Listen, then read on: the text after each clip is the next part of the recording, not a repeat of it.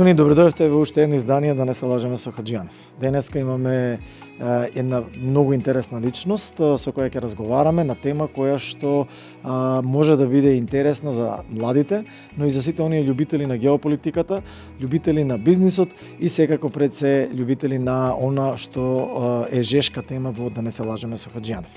Денеска разговараме со господинот Ристе Љуботенски, кој што со себе носи или зад себе има запис од повеќе профили. Тој е долгогодишен стопанственик, тој е човек кој што има 22 годишно политичко искуство, аналитичар, професор, но и голем спортист или алпинист. Велиме, добре дојавте во да не се лажеме со Хаджијанов за господинот Ристе Љуботенски. Како сте? Добар ден, добро најдовме, добар сум. Малку во поодминати години, но задоволен сум од тоа што сум дошол до овој степен на животот, бидејќи е среќа да се човек да ги доживее и постарите и позрелите години.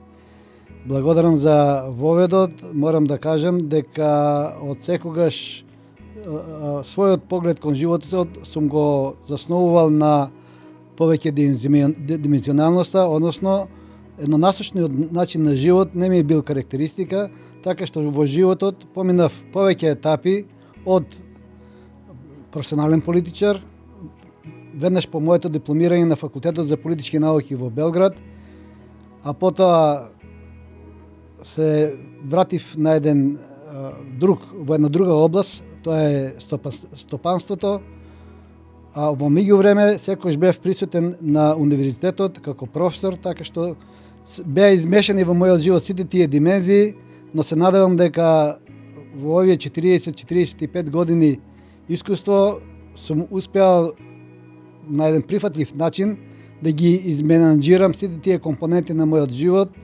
а во меѓувреме постојано да останам верен на пишувањето, на науката и на развојот на својата општествена и индивидуална мисла. Многу ви благодарам за овој, како се вика, за ова кратко, ама можне мокно, да кажам, сиже кој го направивте и опис за тоа што се носите денеска во да не се лажеме со Хаджијанов. Од тој аспект, гледајќи го вашето искуство, како ја оценувате политичката сцена во однос на квалитет, во однос на капацитет од времето во кое што вие доаѓате и времето кое што сега го живееме? Многу ми е жал што денешните млади генерации на еден крајно потценувачки начин, без да се потрудат да направат селективност во тоа што е било добро, а што лошо од претходниот систем, отфрлаат се заедно.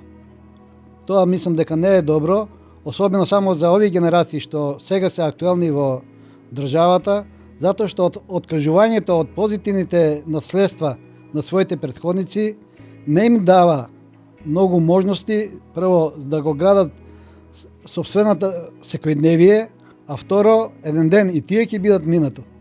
Така да мора да имат почит према тоа што се случувало и према тоа што тие ќе го остават за идните генерации.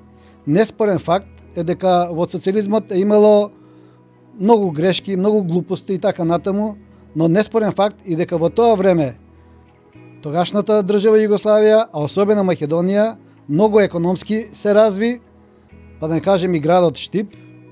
За разлика од тогаш, денес мислам дека степенот на економскиот развој на градот е многу понизок од оние 80-ти години на минатиот век. Само за илустрација, во тоа време, кога беа златните години на на социјализмот, во Штип се изградија многу фабрики, Македонка, Астибо, Зик Црвена звезда, Селена и така натаму. Штип имаше 25.000 вработени. Со некои просечни плати за тоа време, но во секој семејство имаше најмалку по двојца вработени. Така да таа социјална сигурност денес веќе ја нема.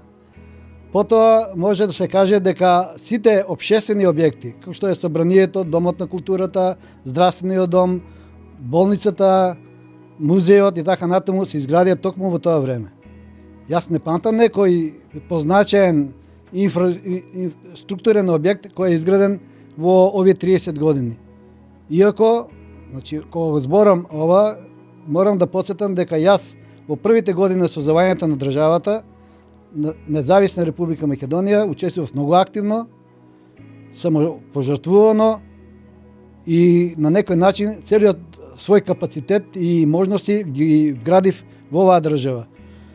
Сега се некои други времења, некои други вредностни системи и затоа и состојбите во кои се наоѓаме се такви како што ни се. Жално е ние во ова време на 21 век да имаме пониско економско рамниште од она што го имавме пред 40-50 години. Кога сме веќе кај тоа, како сметате дека ни се позициите, дали сметате дека позициите ни беа појаки претходно, по самостојањето, во однос на решавање на голем број стратешки проблеми, проблемот со името, проблемот со тоа каде ќе оди земјата, што ќе правиме со нас околу организацијата, или пак сметате дека оваа млада, да кажеме, елита на политичари кои што сега во изминатите 30 години на некој начин не води, е подобро позицирано и има подобри, да кажеме, предпоставки, но и услови за да може да ја води државата. За да се одговори на ова прашање, мора прво да се има во предвид дека Македонија е мала држава, да не кажем минорна во светски рамки, и нашата моќ нешто да известуваме на меѓународната политичка сцена е занемарителна. Не е добро што Македонија не успеа со годините да изграде стратешки партнерства со позначени и највлијателни играчи на планетата Земја. Нашите стратешки партнерства со САД за мене не се многу кредибилни, затоа што САД на Балканот има други позначени партнери од Македонија и тоа го ја намалува нашата регионална улога. Од друга страна, Русија традиционално ги има своите партнерски односи со Република Србија, Германија со Република Бугарија и Хрватска, така да ние сме оставени, така да кажем, на милост и немилост на нашите соседи, зад кои стојат, се разбира, големите играчи. Да подсетам дека Грција од секогаш е била зона на влијание на Велика Британија, уште од времето на Бајрон, кога е бил присутен во реализацијата на грчкото восстание против Османлиската империја и после Втората светска војна, заедно со Англија и Соединетите американски држави. Така да ние мора да знаеме дека во ваков свет, кој е, да не се лажеме, нема ни меѓународно право ни ништо, туку едноставно интересите се немилосредни, тие владеат, тие доминираат и ќе останат така да доминираат. Што понатаму ние како држава ќе правиме, зависи од нас. Но во секој случај можеме да играеме и една многу попаметна улога, како што тоа го правеше бивша Социјалистичка федеративна република Југославија, да останеме показалецот на вагата. Значи, некогаш можат и малите држави да одиграат значајна и за своји интереси оправдана улога, ако сватат и ако се изборат за својата позиција на меѓународната сцена, која им овозможува да бидат, јас секогаш велам, 3 грама до килограм. 997 грама не прават килограм. Ви требаат уште 3 грама за да бидете килограм, тоа е улогата на малите држави. За среќа Словенија и некои други држави успеа тоа да го на време сватат и така да се позиционираат. И затоа нивната положба е таква како што е денес. Каде сметате дека настана таа грешка во таа транзиција? Дали алчноста на одредени политичари лошо да ја транзицираат државата и да направат еден проект на приватизација кој што го девастираше доста секторот, или пак е тоа едноставно сплет на околности кој што е резултат на ова немање на стратешки партнер, лидер, кој што ќе не влече и кој што ќе не води низ процесите.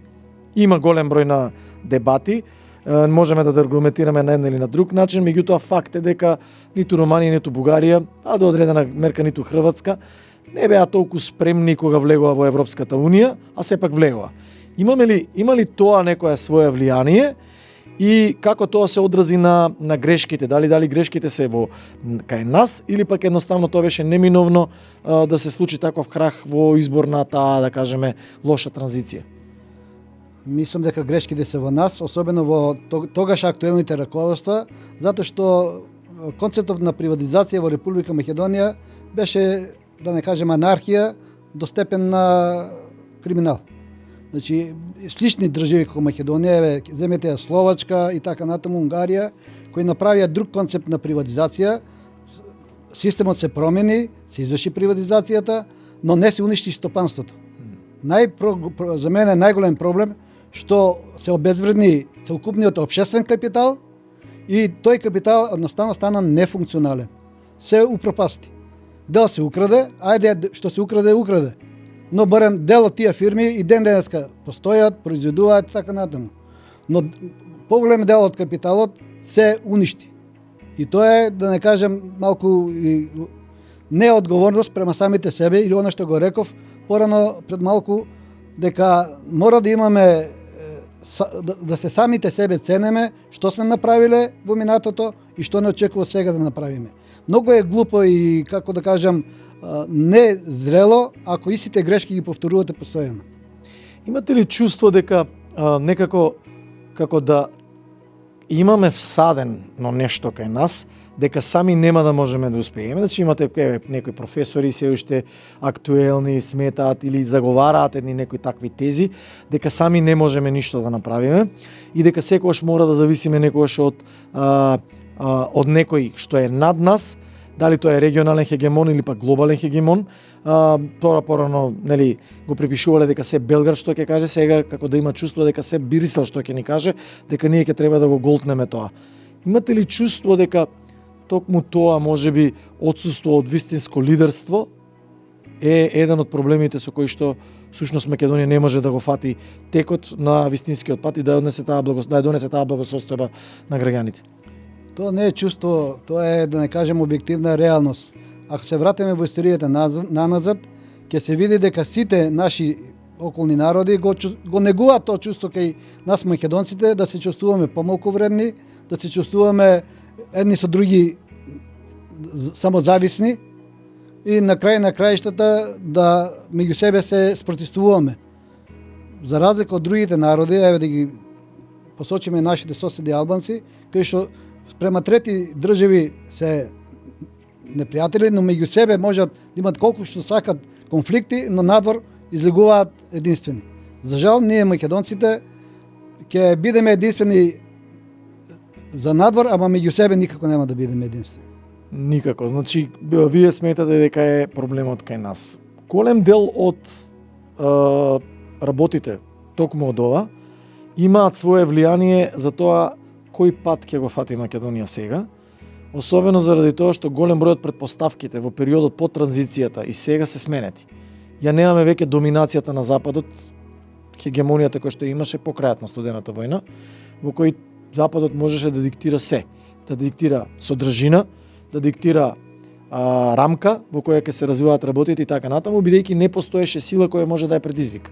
Сега се појавија нови играчи, заради благодарение на глобализација, дигитализација, текови и така натаму, или внатрешни реформи, како што е Кина и БРИКС, кои што се појавуваат како еден вид или обид за противтежа на овој, како се вика, на она што го нуди Западот.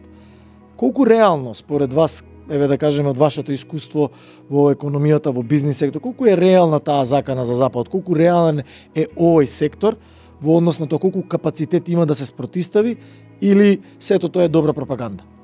Прво морам да ве коригирам дека Западот действува единствено и така натаму. Од секојаш и Западот ние го некако глорифицираме, на него гледаме некритички, што е лошо за нас како мали народи, не само за нас македонците, за сите мали народи.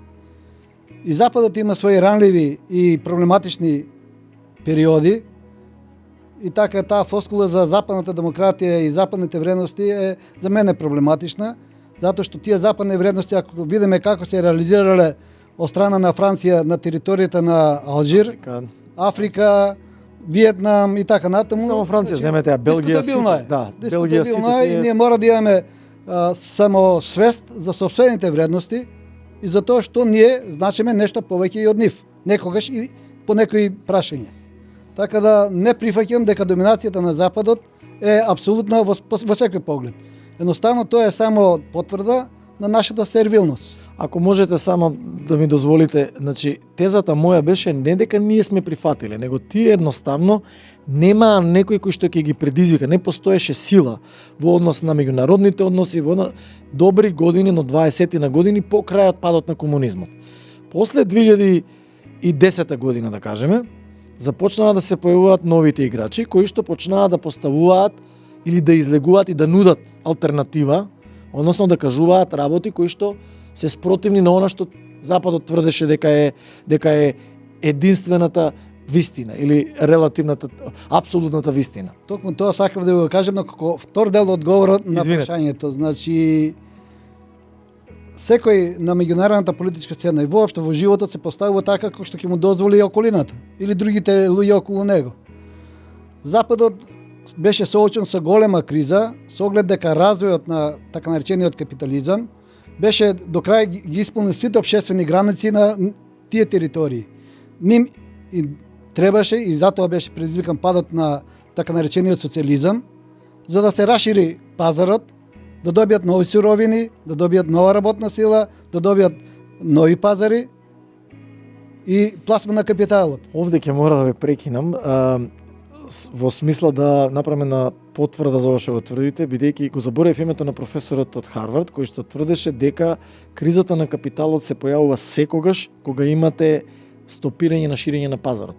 Во оној момент кога ќе се јави презаситување на пазарот, се појавува криза во капитализмот и можеби сега, геостратешки ако ја поместиме, ќе видите дека таа криза за која говорите од 80-тите години, во времето кога се правеа приватизациите, кога Маргарет Тачер мораше да применува масовна приватизација на голем дел од наменската индустрија и така натаму, и Регановата администрација, реформите ги спаси, да кажеме, распадот на комунизмот, бидејќи се отвори нов пазар кај што се расшири сета таа работа. Криза им дојде во 2008 година, кога тоа се запре и кога удри во Блискиот Исток, каде што едноставно не се прифаќаше таквата култура или не можеа да го прифатат тој дел. Дали сметате сега дека во овој дел, ова што го прашав пред да почнеме да влеземе во оваа дебата, дали сметате дека појавата на БРИКС е реален конкурент на Западот и колку е тоа веродостојно?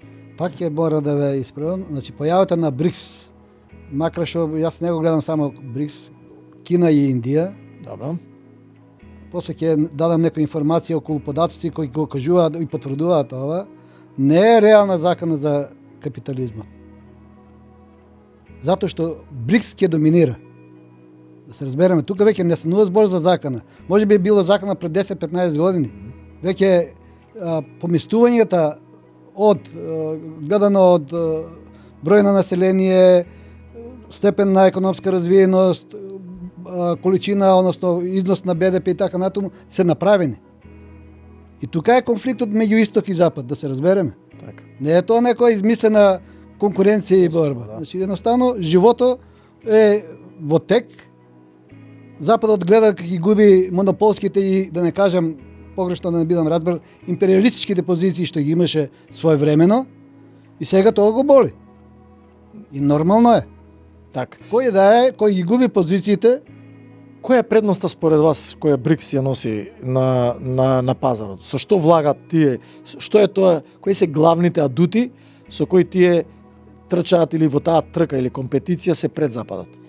прво да ви кажем еден податок кој е интересен и мислам дека ретко кој го истражува. Јас пишувајќи некоја друга колумна, некој текст, почнав да го истражувам. Европа пред 100 години, помеѓу двете светски војни, населението на Европа е било околу 35% од светското население. Денес Европа учествува само со 6% од светското население. Пред 100 години, со сето оградување, затоа што дел од државите тогашни во Африка, во Азија немало некоја кој знае каква статистика, Европа учествувала со над 63-65% од светското БДП. Сега тоа не е така. Се разбереме. И тие основни демографски и економски параметри длабоко влијаат и ја определуваат улогата на Европа, заедно тука и Соединетите американски држави, на светската сцена. Ако имате предвид дека 4 милиарди луѓе и нешто повеќе живеат само во Азија, тогаш прашањето за БРИКС и за доминацијата на таа економија, не зборувам ја само за кинеската економија. Индија, земите го Виетнам со над 120 милиона луѓе, Индонезија и така натаму, кои не се Пакистан и Афганистан, да се разбереме. Така е. И Азија не е монолитна целина со исти држави, со исти економски развој, со исти култури и така натаму. Така да, сето тоа природно влие и сега наметнува потребата па на тие земји да освојат нови територии и пазари. Добро, тоа значи... Што само да ви го кажам, извинете. значи, каде е направен пресвртот? Пресвртот на меѓународната политичка, економска и војна сцена е направен во Африка. Значи, Кина го искористи тој вакуум, така наречен или простор, во последните 20-30 години да ја окупира, под знак наводи, цела Африка со паметни политики, со паметни инвестиции, каде што и овозможи на африканските држави да се развиваат, пласирајќи капитал и технологии, но паметно профитот во износ од 50% им го ставаше на матичните држави. И тука африканските земји ја видаа разликата меѓу империализмот на Англија, Франција и така натаму и да не кажем условно пак со тие зборови кинескиот империализам. Јасно. Значи, сакате да кажете дека они веќе доаѓаат, не нудат сега само нова, немаат дути само во капацитетите, збореме демографски предусловите, нели, технологии, ноу-хау, знаење и така натаму, туку нудат и добри политики.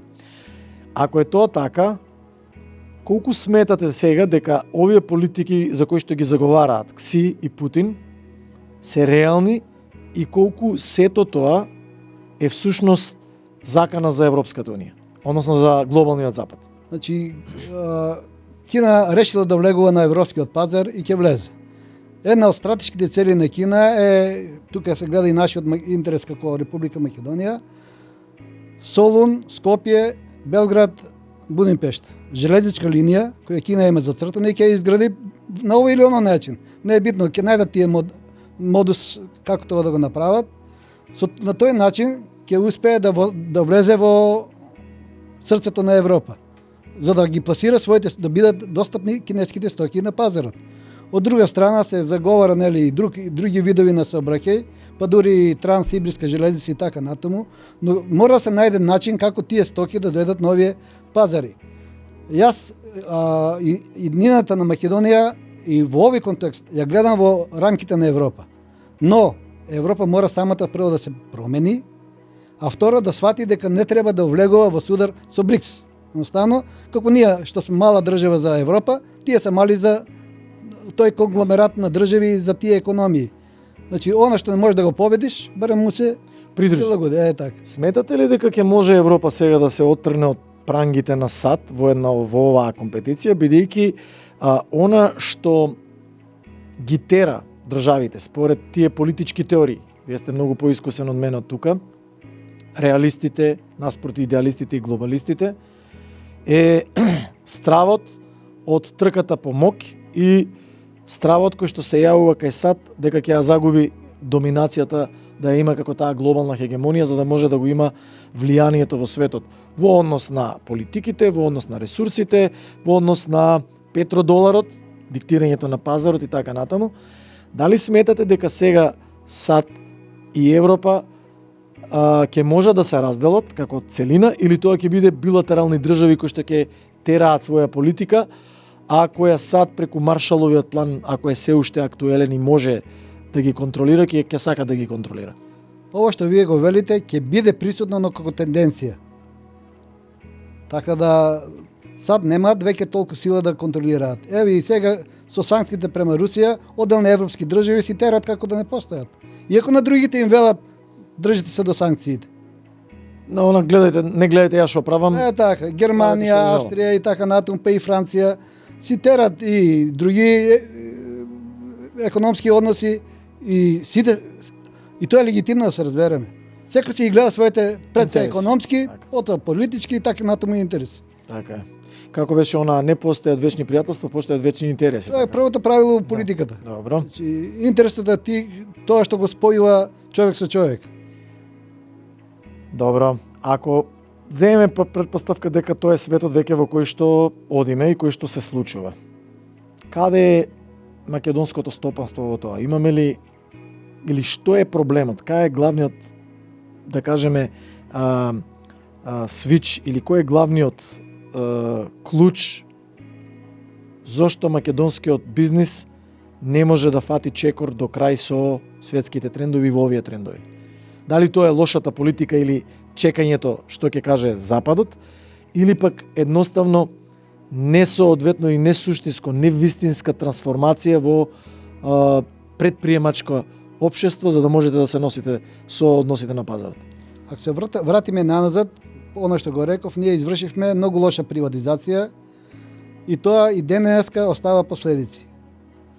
Второ е, Македонија не најде за сходно да испорсира технолошки развој на поделни компании. Со поддршка целосна, кој што ги прават другите држави. Значи, ние се уште останавме на нивото на економија од пред 50 години. Тоа не ви дава развој. Да не зборувам за фактот што ако се направи анализа на компаниите од Македонија што остваруваат поголеми профити, ќе видите дека или се многу малку, или тие профити се далеку под нивото на профитите на странските инвестиции. Значи, тоа пак ќе кажем сервилност и одлевање на изворниот македонски капитал, што во пари, што во луѓе, ги дава ваквите резултати. Вие не можете да имате добри економски резултати ако најдобрите кадри ви работат во слободните царински зони, а тие фирми кои работат во тие царински зони не им ги плаќаат ни придонесите. Туку никој во оваа држава не излезе од кога што се формирани слободните царински зони со податоци да каже колку пари од Македонија се дадени на тие фирми. И тоа е катастрофално. Испаѓа дека бедните ги финансираат богатите. Баш така е. Токму тука се јавува и тој проблем, бидејќи една од главните тези на либералната демократија е борба за слобода на пазарот, во која како главна фласкула која што ја слушаме 30 години наназад се тие странски инвестиции. Меѓутоа, со начинот на кој што ние го направивме сето тоа, да им дадеме предност на овие инвестиции, да трчаат, или инвеститори условно, да трчаат пред домашните стопанственици. Дали не направивме дискриминација кон собствениот, да кажеме, бизнис сектор, со тоа што им давате, бидејќи они сега трчат во нееднакви услови. Прво се многу помокни, така, и вие им давате уште бенефиции да не плаќаат некои давачки, во кој уште почудно е, уште почудно според мене е, што во целиот тој дил нема гаранција дека профитот кој што ќе го остварат ќе го реинвестираат во државата. Они прават супер профит или екстра профит и го истицуваат надвор. Така е. И како кој е крив за тоа? Дали ние сме криви или пак странците ни се криви за тоа? Видете, само ќе ве потсетам на една стара македонска поговорка: не е итра лисицата, глупа е кокошката. Значи, ние сме виновни. Тука нема на која дилема. Замисли ги банките со профити околу 200 милиона евра. Земете ги ЕВН и така натаму. Сите структурни капитални гранки ги дадовме, не ги продадовме, да не се лажеме. Така е. И сега тие прават огромни профити. Така е. Не само тоа. Тие имаат и безбедносен проблем, кодекс. Јас тоа постојано го велам. Кога ќе дојде падни стани, ситуацијата која што е во Украина, таквите суштински дејности, ако зависат од приватни корпорации, тие се главниот интерес кој што тие корпорации ги води не е патриотизмот, не е чувството и сакањето на државата, профитот. Ако е тоа така, во голема мерка одлуките кои што ќе се носат, не сум сигурен дека они ќе имаат толкава социјална одговорност, па да кажат ајде сега ќе и помогнеме на државата Македонија и ќе скратиме нешто од нашиот return of investment, што веќе го имаат 5 пати или 10 пати надминато. Значи, станува збор за птици и селици. Сега само ќе ве надополнам, значи тука ако е домашен субјект, па е да е приватно и да е, не знам како ќе го кажат, инстинктот за опстанок кај домашните субјекти е голем. Значи, бидејќи тука е животот, тука му е семејството, тука му е се што има, тој нема каде да бега, а странецот собира фабриката, може да ја остави како што направи во некои држави и него не интересира понатаму. Затоа јас не велам дека ние треба да го игнорираме странскиот капитал и странските инвестиции, но барем да бидат под приближни исти услови како и македонските инвеститори.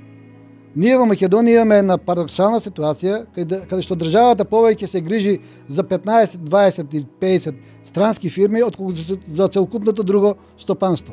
Да, ама знаете како тоа стана една фласкула у која политичариве, барем од 15 години наназад, почнаа да се фалат дека еве со тоа они донеле странска инвестиција и тоа им е мерката на ефективност, без да кажат кои се резултатите од таа странска инвестиција, каков демидж или колкава штета направиле на домашното стопанство, преку што можеме да измериме разликата од тоа кога имало и сега кога е нема, или кога е немало и сега кога има. И сега вака, значи од прилика, ако можам така да сумирам, значи ние дефиниравме дека проблемот тука е двостран. Проблемот е тоа што странскиот капитал не е чесен до крај, што е во ред, бидејќи е потребен. Во исто време имаме домашни стопанственици кои што, мора да бидеме искрени, имаат развиено некоја лоша навика во таа транзиција дека не треба се плаќаат даноци и дека што е можно повеќе се забушотува во тој дел. Ако е тоа така, каде ние, кој е лекот? Како да да претпоставиме дека сме го диагностицирале колку толку проблемот. Кој е лекот? Како да одиме понатаму? Што е тоа што треба да го направиме? Видите, во секоја држава лекот е едноставен, односно да ја земеме Америка како систем, не зборам за општествен, за систем на контрола. Може да избегаш само од смртта и од данокот. Од се може да избегаш, од нив не може да избегаш. Така и во Македонија. Треба да се изгради еден добар систем на контрола од страна на државата кој ќе ги врши тие работи.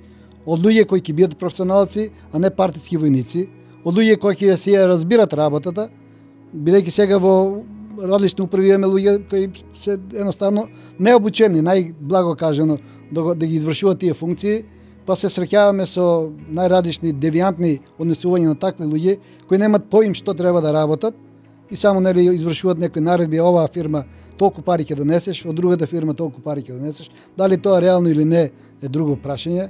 Значи професионализација на државниот апарат. По сите статистики на Македонија треба 50.000 чиновници, не 150.000.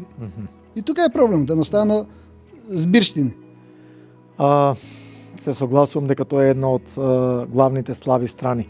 Сметате ли дека, дали ќе се согласите прво со таа теза, дека у суштина во таа транзиција покрај останатото направивме и квази предприемнишка елита, која што ги задржа лошите навики од комунизмот, на клиентилизам, на централизам во партијата, независно кој ќе биде, како ќе дојдат на власт во овие 30 години, во кој ова што го велите сега дека дури дел од приватниците мора да се устројуваат таму за да не бидат дел или жртва на некакви си репресија или користење на државните апарати како принуда или изнуда, рекетирање, државно условно речено рекетирање, со цел да може да си го зачуват колку толку капиталот или бизнисот кој што го имаат воспоставено. Најголем бизнис во оваа држава е политиката. Значи тоа е факт. Најголем работодавач и најголемите пари се во буџетот, односно во државата. И затоа и така се преструјуваат и бизнисмените. Не дека тие се китки.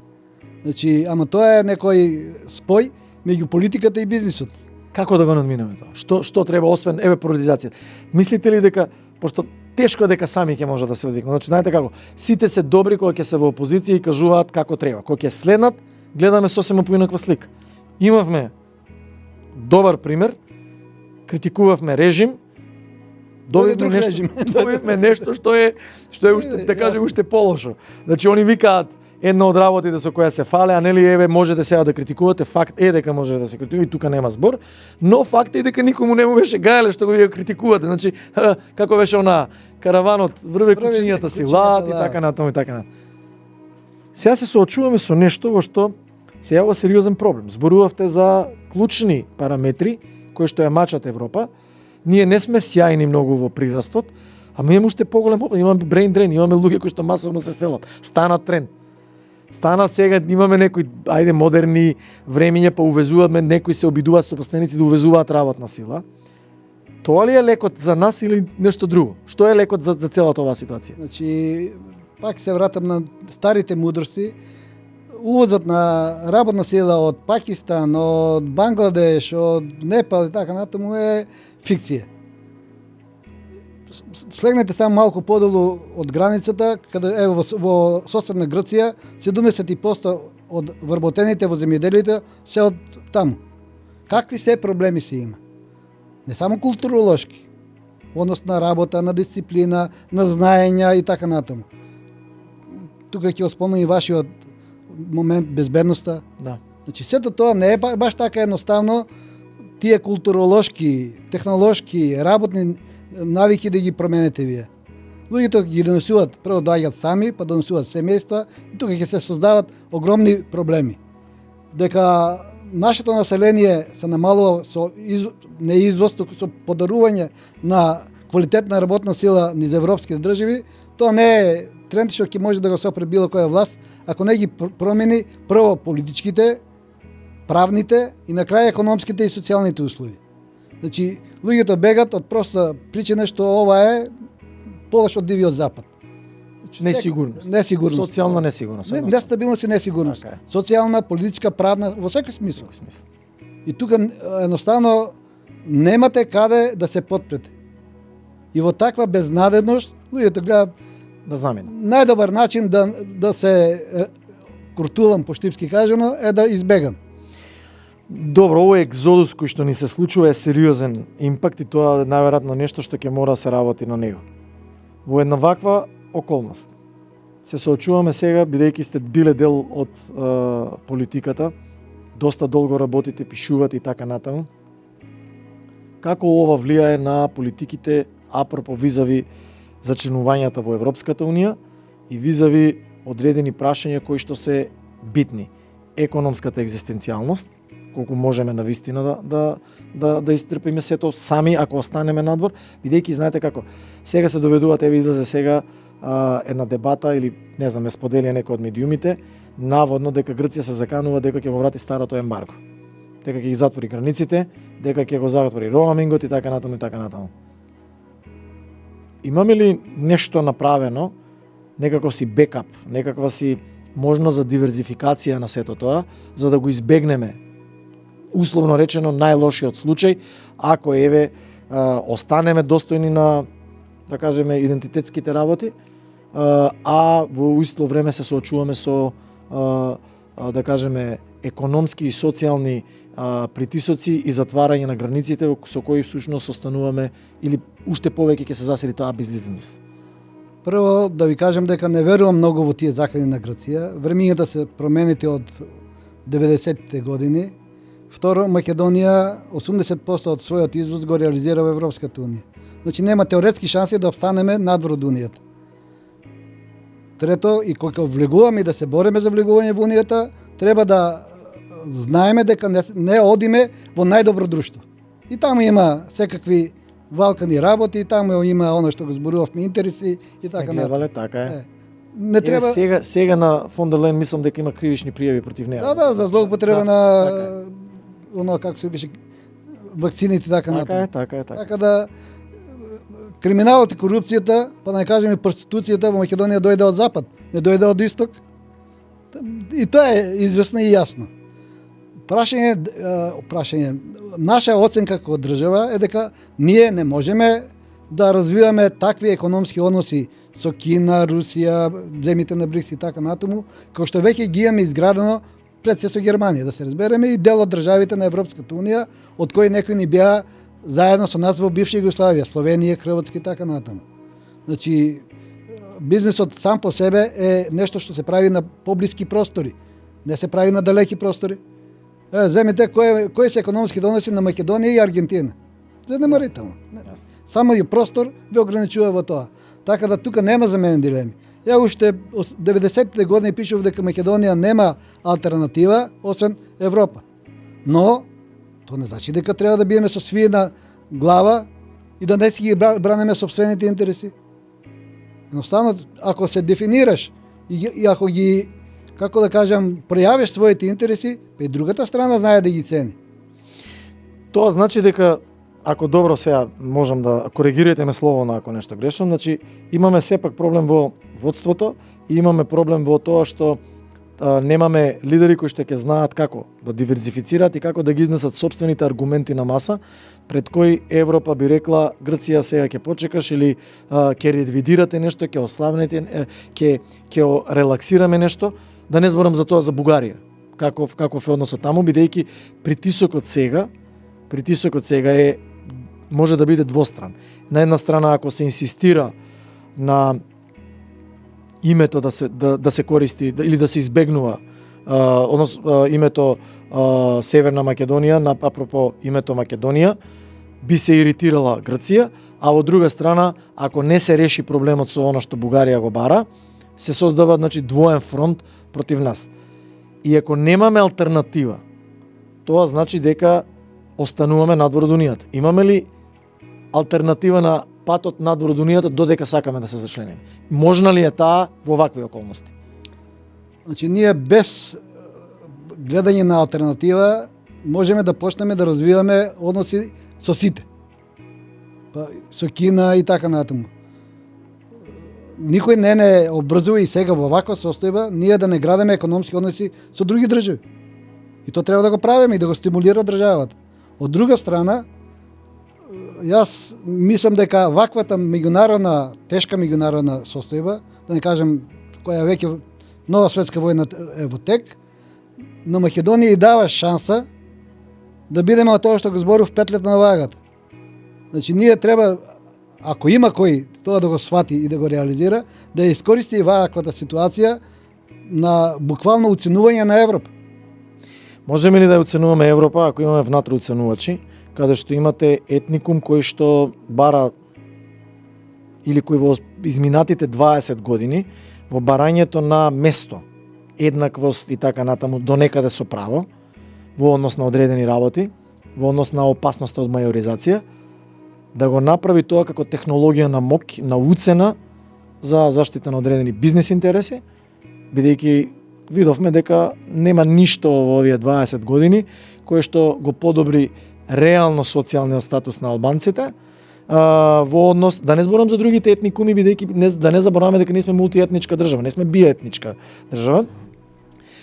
И како можеме тоа да го избегнеме кога веќе се разви едно добро клупче на со сегашната поставеност регулатива, на устав и така натаму, на договори, во кое тој етникум како малцинство ви прави условен апартхејд, во кој ве уценува постојано дека ако вие тоа не го направите, ние ќе излеземе со вакво барање, со такво барање, само и само за да удоволим.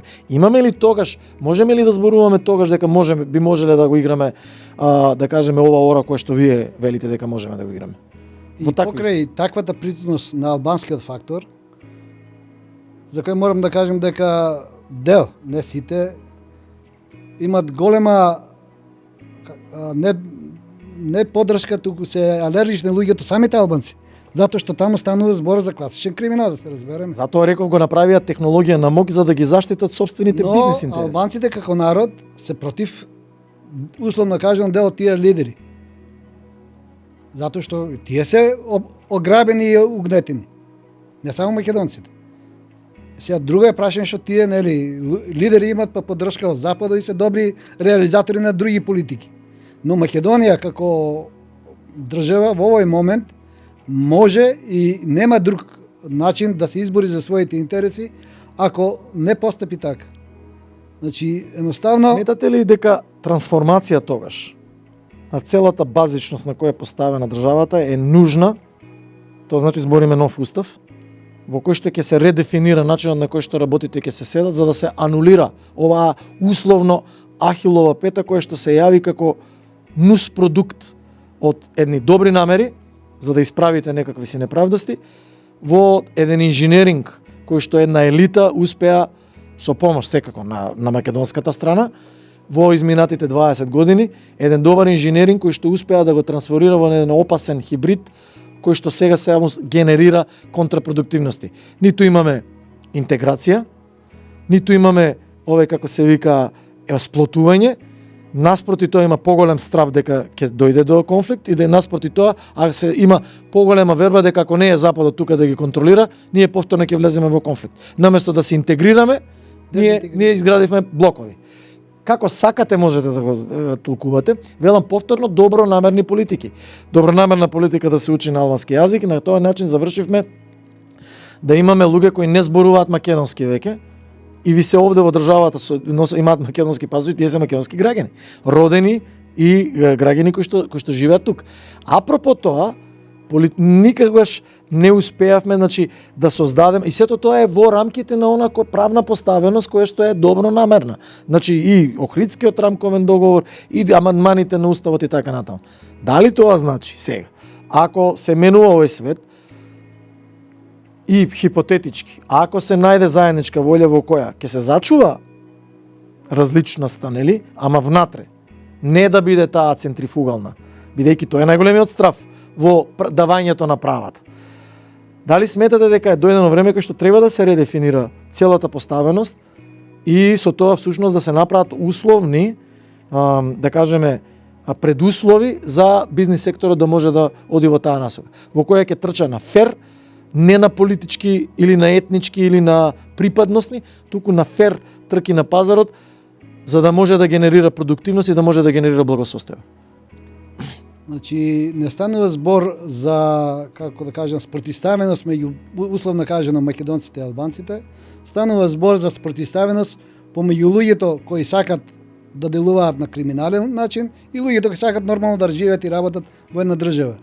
Албанците колку да сакат да ја дефинират Македонија како унитарна држава, тоа и на нив не им одговара, затоа што сепарирањето на дел од територијата ќе предизвика огромни економски последици. И тоа не е можно. И безбедносен ризик. Какви економски последици мислите дека ќе? Ако Македонија како волку мала држава не може економски да преживее, замислите па некој мал дел кој ќе се приклучи или кон Косово или Албанија. И тоа е илузија. Значи, ова се што ќе го кажам е мисла, односно искажана констатација од времето што Енвер Оџа беше жив, како професор на факултетот од Рударски факултет, бевме во посета на тамошниот факултет во Тирана, кај што албанците од Албанија беа многу огорчени и против албанците од Македонија. Тоа се првите години кога имаше кражба на големо, бидејќи овие малку беа побогати и така натаму. Значи, и ден денеска, одговорно тврдам, бидејќи имам доста пријатели во Албанија, дека едни со други не се многу трпат. Исто како што и албанците од Албанија, барем оној јужниот дел на Албанија од Тирана надолу, со албанците од Косово. И тие внатрешни спротивставености се големи, да се разбереме. Гледаме тоа на релација Курти, Рама и така натаму, поларизирање. Така да сите албанци во една држава е исто илузија како и сите македонци во една држава. Океј.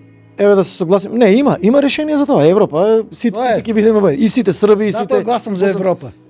Така да тој проект е фантастичен, идеален. Прашањето е сега, како ние, бидејќи воочивме дека имаме два сериозни проблема. Проблемите се идентитетски и проблемите се околу нашите играчи, партнери, кои што не можеме да се правиме, нели, дека да замижуваме веќе, доволно е 30 години молчевме, не се искрени до крај тоа дека сакаат да не видат нас реално во заедницата, бидејќи поставуваат услови кои што се апсурдни. Тоа е реалноста. Имаме реалноста Ахилова пета која што ви ја кажав, која што исто не можеме да кажеме дека не постои, бидејќи уцената ќе ја имаме секогаш кога ќе кажат, имавме ние, ако се сеќавате, дури и лидери кои што сега ќе бидат дел од власта, во кои што не толку одамна, пред некоја година се закануваа со нови востанија, со нови делби, со нови, или сето тоа им било можеби политика во ред, меѓутоа обичниот граѓанин верува во тоа. Обичниот македонец верува во тоа и тоа е они носат одговорност за проблемот. Ама тогаш пазете сега, лидерите носат одговорност за своите последици. Ние точно е дека 35 години ги оставивме никој да не носи одговорност. Апропо плачката која што ни се случи транзицијата, апропо плачката која што ни се случуваше изминатите 20 години така натаму, никој не сноси одговорност. И тоа чувство на неказнивост, она што го рековте, несигурноста социјалната, правната и така натаму, е сериозен проблем. Значи тоа се тие драйвери, ако ги идентификувавме. Што е лекот?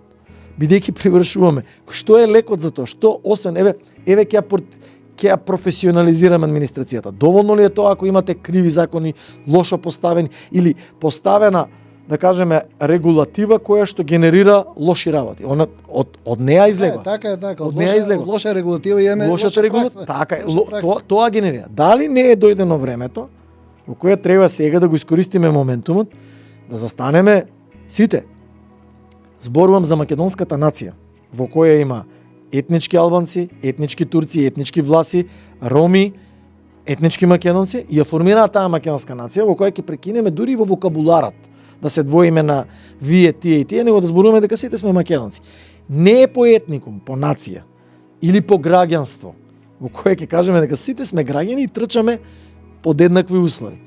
Онаму каде што постои вистински хендикеп да се помогне, ама не тоа да биде да кажеме услов кој што подоцна ќе се злоупотребува во политика, во бизнис. Оти знаете што? Во цела оваа една ситуација се јави еден друг феномен кој што се случува сега во Источна Македонија.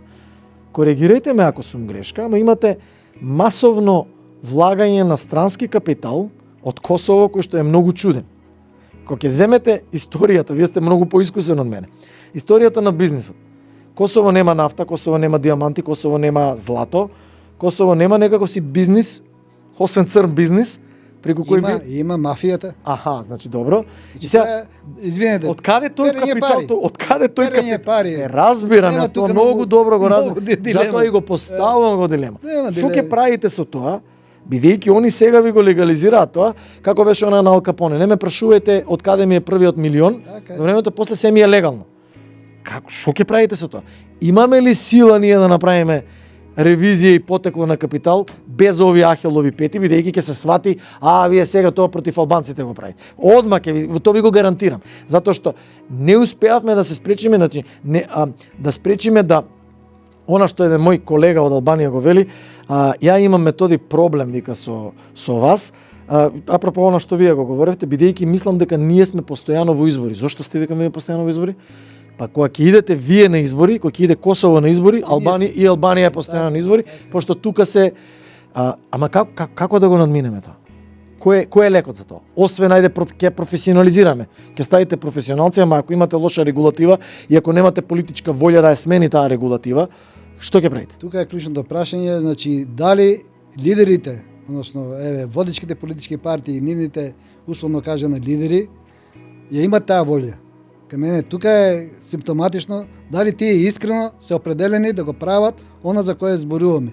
Или пак се е една приказна, една лага за граѓаните, за гласачите, за да се продолжи и понатаму. И тука клучното прашање секојаш пак ќе биде борбата против криминалот и корупцијата. Повторно ќе кажам, значи ако граѓаните без наполно се сложиме со ова вие што го кажувате. Не е битна националната припадност. Луѓето се делат на добри и лоши, на честни и нечестни, честни и така натаму. А сето друго е додавка. Така е. И никому не му смета. Во Америка има не знам од кои се нации нема, но секој гледа што работи и колку интересот, профитот, бизнисот и благосостојот, трката по благосостојот. И на една национална држава со 100 нации. Така е. И така натаму, значи не е спорно е што нашите условно кажано лидери намерно ги вршат поделбите. Она старото, раздели па владе, албанци, македонци и така натаму, се докога се вртат тие приказки, се до тогаш ќе бидеме во овој, како да кажем, на ова парче земја, сиромашни и фрустрирани. Бидејќи времето ни летна, за жал, мислам дека отворивме доста прашања. Вообичаено ги прашувам моите гости да дадат 3 до 4 препораки кои што сметате дека како сума, како крај, би можеле да им ги дадеме на нашите гледачи и слушатели. Што според вас е тоа клучно 3 или 4 работи кои што треба да ги преземеме за да можеме да кажеме дека ќе можеме да почнеме да понудиме некоја нова алтернатива на македонскиот граѓанин од било која етничка припадност и од било која националност или верска припадност. Прво што на секој човек му го кажувам е самиот да се соочи со себе и да си ги засука ракавите, да си ги штити собствените интереси и да се бори за нив. Никој подобро не може да се избори за твоите интереси од самиот себе си. Тоа е прво правило секаде во светот. И каде да си и во кое време и епоха да живееш. Второ правило е, човекот се раѓа и умира сам, но живее во заедница. Значи мора да погледни за луѓето околу себе. Трето правило на кое треба да се базираме дека потрошувачката и економијата имат ограничени ресурси, барем на планетата Земја и во Република Македонија. Ние не сме држава со неограничени ресурси. Воопшто и веќе не постои таква држава во светот. Значи, мораме нашата економија да ја усогласиме со нашите можности. Трката по профит, развој, економски и така натаму малку е наследство од едно друго време, кое мислам дека веќе длабоко помина. И сега се соочуваме и оно што зборувавме за со таквите последици на тој концепт на општествен развој. Едноставно мора да сватиме дека мора да живееме заедно прво меѓу себе, а второ во склад со природата. Не може да бараме повеќе од тоа што можеме природата да ни го даде. А и последно, што ние ќе направиме за собственото општествено, политичко и пред и над се природно опружување. Секоја инвестиција во, да не кажем, природата околу нас е инвестиција во нашите идни генерации. Ако за себе оставиме пустош, ти ќе наследат пустош. Ако оставиме рајска градина, ќе наследат рајска градина. Така да мислам дека ова е клучен момент, не само за нас како македонци, како мала нација и држава, вкупно за човечкиот род, да погледне накај оди светот. Оти веќе сме опасно приближени до границата на колапс.